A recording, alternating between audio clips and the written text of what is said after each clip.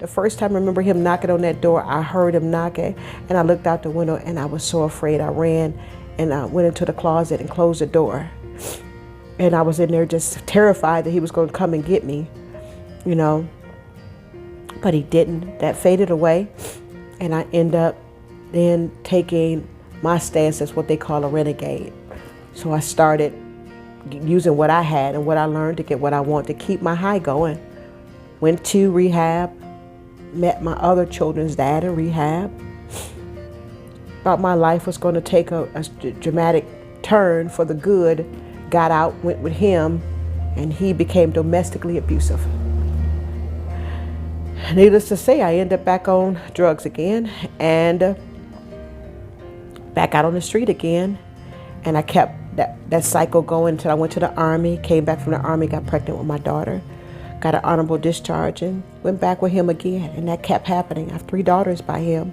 In the midst of that happening, I had a son by another guy that I met in the midst of our breakup. So it was always that need to feel loved and accepted.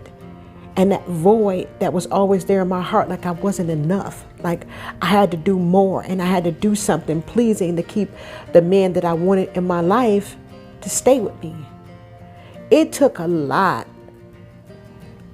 of suicidal thoughts, 3 attempts to suicide, you know, in and out of drug rehabs, going back to school, thinking that if I got my life together, then my life would fall neatly in place. Like, after I got my degrees and after I went back to school and after I bought my house and got the car and making money and stopped using, I still hurt because I still had all these things that I never dealt with. I was asked to start doing training, which initially Fresh Start was all about. It was a training mechanism for those that worked with children in child care centers or after school programs like the Boys and Girls Club. So I did a lot of trainer classes for shaken baby syndromes, suspected child abuse and neglect, SIDS trainings and things like that. And then I started creating curriculum. And so I thought I was on the top of my game. I thought my life was just everything at that time. But I would be training, and these ladies would ask me questions after the training, and they start being very personal with me about things that were happening in their life. And I'm going, God, what is this?